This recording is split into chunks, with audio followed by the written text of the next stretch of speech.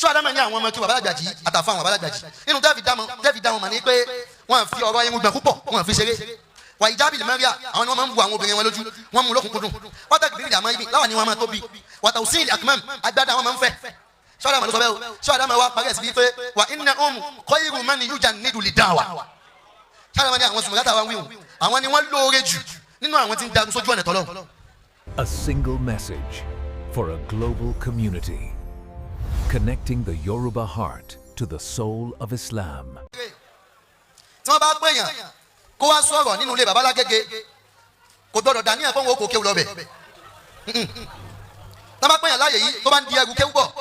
iwájú táwọn ni wọ́n ti ṣe náà kílù ẹ̀ fún. Zimamul ilmi kana Adam-al-ilory mudirul markazil fatinu labibu. má bàa kí o jẹ fatini ni o wá pè báwọn. mudirul markazil fatini labibu. fatinu náà ni o pè mudirul markazil mudirul labibu. mudirul markazil fatinu labibu. bẹ́ẹ̀ni Habibullahi onísòfò baharun min buri wa kanzun laysa yafuna wa najibu. ilahi zidilahu nuran wa nasiran linashiril ilmi dawma ya mujibu. linashiril ilmi dawma ya mujibu. bàbá mi ọláwùmí mo ní tá bá pè yàn nínú ilé babalágége kó wá sọ̀rọ̀ wọ́n fẹ́ fún ní àlùbáríkà fún ìtòmẹ́lá rẹ̀ tẹ́lẹ̀ ni gbogbo ẹni tó wá sọ̀rọ̀ láàyè yìí má dàdú làwọn ajá torí pé mò ń dá wákà kan bọ̀ nínú mọ́tò bàtà ń bọ̀ mò ń sọ wípé ó dọ́mọ wá kí bàbá ní. bàbá ní. ó dọ́mọ wá kí bàbá ní. ó dọ́mọ wá kí bàbá ní. ó dọ́mọ wá kí bàbá ní. ẹni gbé kéwú wọ́dọ̀ bàbá lágége ó dọ́mọ wá kí bàbá ní. bàbá ní àlọ́ dọ́mọ wá kí bàbá ní. bẹ́ẹ̀ni ó dọ́mọ wá kí bàbá ní. ẹni gbé kéwú dédé alátẹ̀dá ó dọ́mọ wá kí bàbá ní. ó dọ́mọ wá kí bàbá ní. bàbá ní. ó dọ́mọ wá kí bàbá ní. bàbá ní. ó dọ́mọ wá kí bàbá ní. bàbá ní o. ó dọ́mọ wá kí bàbá ní. bàbá ní. ẹni gbèké wọ́n nù mọ́ kí kásì ó dọ́mọ wá kí bàbá ní. yàtọ̀ fún bàbá ní. bàbá yẹn sẹ́lú nẹ́ka. dàmúlá yàtọ̀ fún. bàbá alákínwùmí oríire ní ẹni ká wá ṣe gbàtà ẹ̀kọ́ wá pé ká máa bọ̀ nínú mẹ́kàz kíní kan ló ń bẹ lábẹ́ ẹ máa bọ̀ nínú mẹ́kàz yẹn tí ó kò ní òní gbọ́ kìí ṣe ẹ wá sọ̀rọ̀ mẹ́kàz gẹ́gẹ́ kọ́lẹ̀ ń wí hayya ala al-falah ilẹ̀ sọ fún wa hayya ala al-falah hayya ala al-falah ẹ wá sóríire ẹ wá wọkọ̀ ọ̀la òun lẹ̀ ń sọ fún wa àmọ́ òpó ní òní gbọ́ yẹn abẹ́lùmẹ́nu ọ̀rọ̀ méjì mo mú wáyé yìí ọ̀rọ̀ bàbá Ìgbàlágége tàná àti bàbá Lágége tòní sórí inna li kulli adamatin sirran gbogbo títóbi ní mọ́ láṣìírí gbogbo títóbi ní mọ́ láṣìírí ti ń bẹ lábẹ́ bàbá Ìgbàlágége tàná ọ̀gá àṣírí tó ń bẹ lábẹ́ títóbi wọn làníyàn tó dáa tẹ́tẹ́ wọn lọ àníyàn bàbá Lágége dáa púpọ̀ abálùmẹ́nu Sayyidina Ali ni wọ́n ló kọ́ iná wọ́n ní malifakaru illa li ahli ilmi innahum. malifakaru illa li ahli ilmi innahum.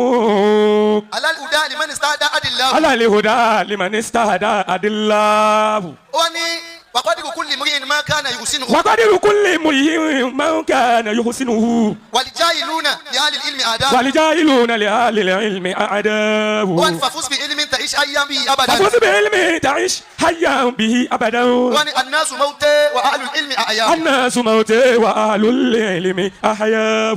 ọ̀rọ̀ méjì ni Sayyidina Ali sọ sínú orin náà ó ní malifakaru. malifakaru illa li ahli ilmi innahum. gbogbo fáàrí tó wà láyé gbogbo táwọn yẹn fi máa ń ṣe fáàrí láyé kò sí fáàrí tó tó fáàrí mímọ́ ẹni bá rí ìmọ̀ fi ṣe fáàrí òun lọ gẹ́ ẹni tó rí fáàrí ṣe. alali uta liman istahada adillahu. ó ní torí pé alul ilmi àwọn onímọ̀ àwọn ní adillahu alali uda liman istahada àwọn onímọ̀ ni wọ́n máa ń fi yàn lẹ́sẹ̀ lẹ́nà lórí ọ̀nà mọ̀ liman istahada fẹ́ni bá ń wọ̀ ọ̀nà mọ̀ ó wà ní faqadiru kulli mri'in. faqadiru kulli mri'in man kana yuhsinuhu. ó ní tí ó kún gbogbo ọmọ nìyẹn lé òun ni man kana yuhsinuhu dédé tó bá ti mọ̀ ṣe dáadáa ìwọ náà bí rẹ̀ lérè kí ló mọ̀ ṣe gbogbo wa kọ́ láǹfààní àti máa ṣe wá sí lójú agbo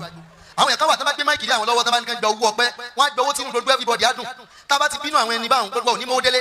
bẹ́ẹ̀ yóò bá kò dé jẹ́ nísìnyí kó fi máìkì lé mi lọ lóde kó ní gbogbo ọpẹ́ ní dá sí wá sí ni ẹnì kan kò fẹ́ mọ́wó lọ lẹ́nu torí mi ò mọ́wó ọpẹ́ gbà àwọn kan bá ń bẹ wọn lè gbowó ojú agbo owó nu yàrá làwọn gbà àwọn afá kan náà bẹ báwọn àwọn mọ́wó ojú agbo gbà wọn ò mọ́ wá sí ṣe àmọ́jẹ́lá bí rẹ tó wà lọ́dọ̀ rẹ tó yẹ kó ti sún ẹ́dẹ̀yàn ti pẹ́ nítorí pé òun mọ́jẹ́lá bí ṣe ni àwọn kan bẹ yín tá a fi ráwọn ẹnu bẹ́ẹ̀ bá wọnú lé lọ bá wọn ẹ ní bí wọn pín wọn yà wọn sí pósítà ẹ ní bí wọn pín wọn fún wọn kẹ́límọ́tò àjíṣà àwọn náà ní kíní kan tán mọ̀ ṣe nínú ilé qadiru kulli mri'in ma kana yuhsinuhu. gbogbo tí ó máa fún ọmọ ní alápọ̀nlé tó bá ti máa ṣe ó wá ní walijahiluna li ahli ilmi a'dahu. àwọn aláìmọ̀ kan tá yóò fi tán a'da'un li ahli ilmi ọ̀tá ni wọ́n máa jẹ́ fáwọn onímọ̀ ó wà ní fafusi bi ilmi ta'isha ayyam bihi abadan. ibẹ̀ gan ni mo tún bá fẹ́ sọ̀rọ̀ bàbá alágége tà ní Sheikh Adam. fafusi bi ilmi. fúsbì ilmin tó bá fẹ́ sóríire tó fẹ́ parẹ́ tó fẹ́ tán lẹ́yìn tó bá kú tán fúsbì ilmin kéwù yẹn ni ojú pọ̀ kó sì fi kọ́yàn. ta'isha ayyam bihi abadan. bíi ti bàbá alágége tó bá ti ṣe bẹ́ẹ̀ ta'ish hayyan bihi abadan. kò sẹ́ni tó lè sọ fún wa pé Sheikh Adam ti kú. torí náà fi máa ń lẹ́yìn kú ni kó jẹ́ pé n tó ń bá lọ lánàá kò lọ mọ́. tẹ́ ẹ bá wà láyé tó jẹ́ pé n tí wọ́n fi ń kí lánàá kò sí lọ́wọ́ ẹ̀ mọ́ ó ti kú. kullu wujidani adhin la thabata la fa inna ma'ana afi tahqiqi fikidanu. gbogbo tó bá jẹ́ pé ibi kò sí ní ó gbẹ̀yìn tẹ́ ẹ bá dúró báyìí ẹ sọ fún pé kò sí. tó bá jẹ́ pé yẹn mú kankan dání báyìí kíní yẹn àti lọ wo ibo ní ogun lẹ̀ sí ibi kò ní sí mọ́ ni ẹ wulẹ̀ sọ fún látò ní pé kíní yẹn ò sí kó lè mọ̀ pé òun ò jẹ́ nǹkan.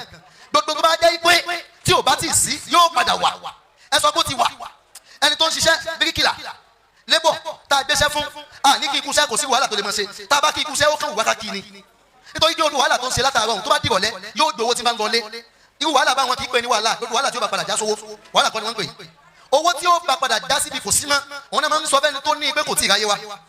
wọn làbá fi ní fúsbì ilimi tó ta'isha ayyam bihi abadan. bá sórí rẹ bí àwọn babalá gẹ́gẹ́ fúsbì ilimi ìmọ̀ ni ó mú dání o ta'isha ayyam bihi abadan ó ní kú tó bá ti ní ìmọ̀ ó wá nítorí pé anasu mote ibẹ̀ gẹ́gẹ́ ni mò ń lọ. wàhálùl ilmi ahyahu. ó ní anasu mote anasu mote wàhálùl ilmi ahyahu. gbogbo èèyàn tó wà láyé ní òkú àmọ́ wàhálùl ilmi ahyahu àwọn onímọ̀ nìkan ni ó padà ṣẹ́kù ó yẹ ká bí wa léèrè pé àwọn onímọ̀ kan náà ti wá parẹ́ táwọn náà sì ní mọ̀ lánàá ẹsẹ̀ tí gbogbo olé ò dàbí ilé babalá gẹ́gẹ́ àníyàn tí wọn náà ni ò dàbí ti babalá gẹ́gẹ́ ni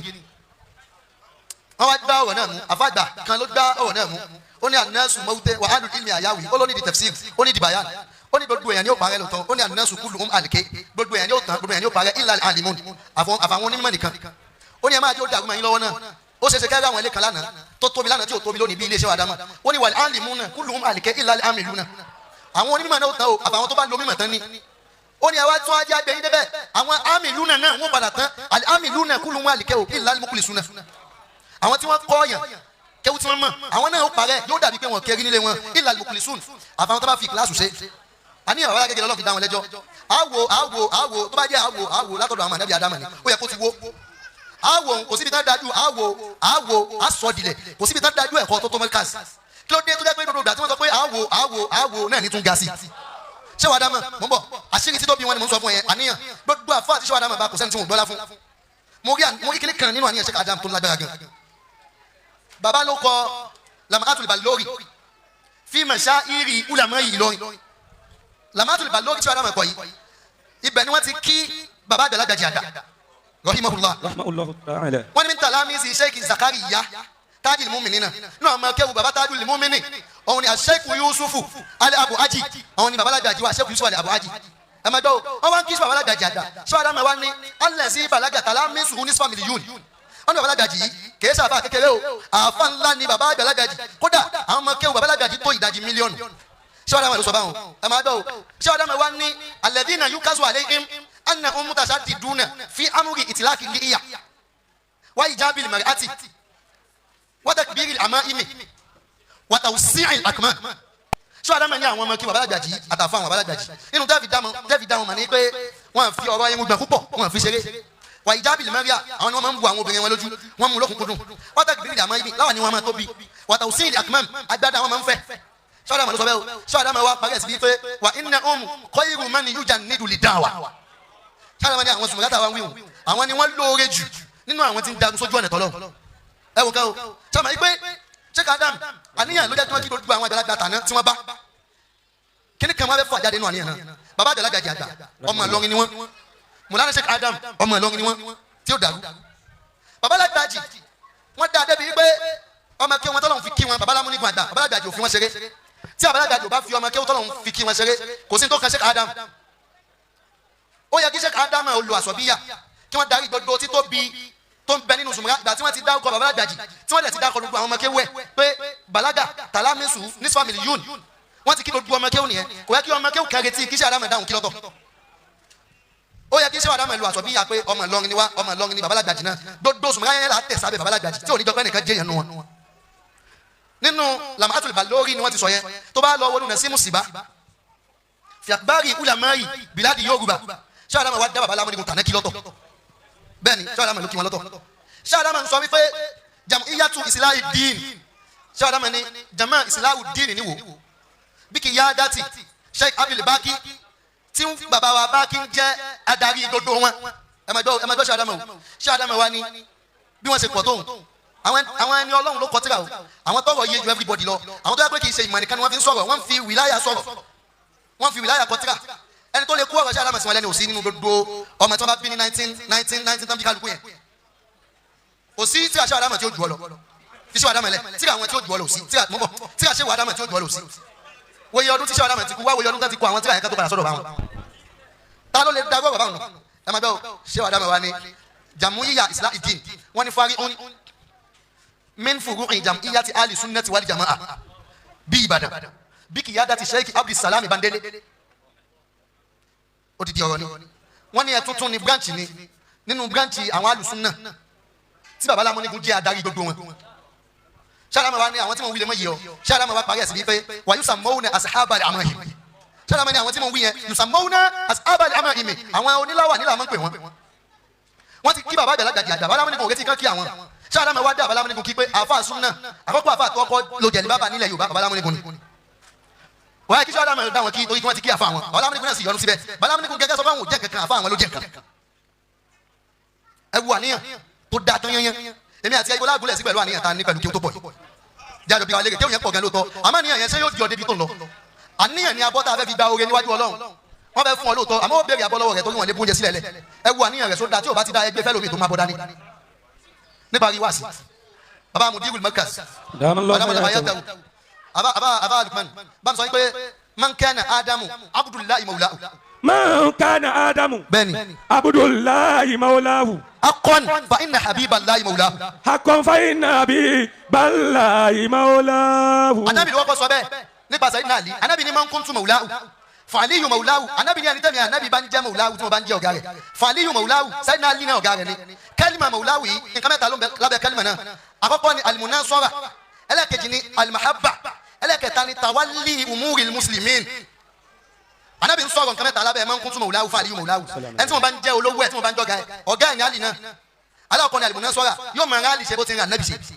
alimahabba yóò nífẹ̀ẹ́ Ali bó ti nífẹ̀ẹ́ anabi watawalli umuri muslimina gbogbo ọwọ́ ìsìlámù tó wà lọ́wọ́ anabi lánàá ọwọ́ Ali náà ni ó wà tí wọ́n mọ̀ ẹ̀dá pé bitali bá darí àwọn sílẹ̀ àwọn ọmọ ẹ̀ lọ ó dà ìwọ́sẹ̀ wá ló dàbí bàbá tàná tó dàbí bàbá tòní ó mọ̀ ní tó fi dàbí bàbá gègé bàbá wa ọmọ àkókò ní lọrin náà ni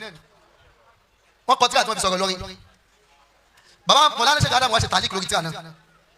bàbá wa ṣe tàlíkì náà tán nípa tíra náà Sheikh Adam wa kọ síbẹ̀ yìí pé ala kulli man yuridu ziyadatan aw su'alan aw kalaman aw nakidan aw takmilan falyattasil bi adi hadhihi al-amakini athalatha Sheikh Adam ní gbogbo ń tà sọ kalẹ̀ yìí nípa àtàn lọ́rin yìí ẹ máa wo ẹni tó bá wù kó tún béèrè ń tà sọ ẹni bá fẹ́ fi kún ẹni bá ní ọ̀rọ̀ lórí ẹ̀ ìkànnú ọ̀nà mẹ́tẹ̀ẹ̀ta yìí ni kò lọ ìkànnú àyè mẹ́tẹ̀ẹ̀ta yìí Sheikh Adam wá ní awalan àkọ́kọ́ ibi tí yóò lọ kó máa lọ mẹ́kásù tàlím al-arabi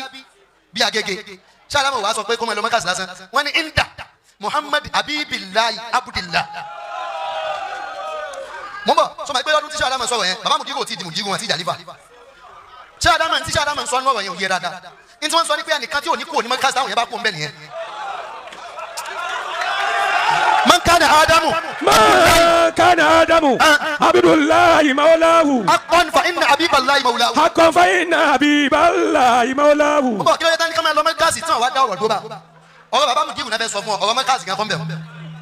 ọ̀rọ̀ mẹ́kásù kan náà fẹ́ sọ bẹ̀ ọ̀rọ̀ Mudiru náà fẹ́ sọ tó bá jẹ́ ọ̀rọ̀ mẹ́kásù náà fẹ́ sọ ni wọ́n ní dákú ẹni táwọn fẹ́ kó lọ bá gbogbo ẹni tó fẹ́ béèrè wọ́n ní kó lọ ọ̀dọ̀ Mudiru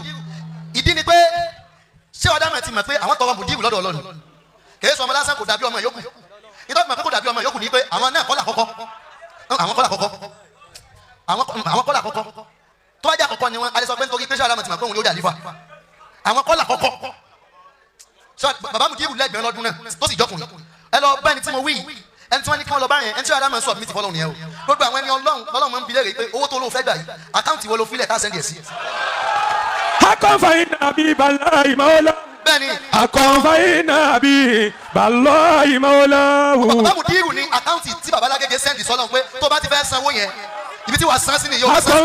san sí òpè. fa inna habiballahi maulahu haqqan fa inna habiballahi maulahu. kọ́ wa lè yí ọ dáadáa gbogbo ẹni tó jọ mọ̀ Bàbá Lágége lọ́mọ kéwú àti ní bíbí kálukú náà ló ń ṣe ọdún tó ló ń ṣe anniversary ọdún tó ti dálé kéwlẹ̀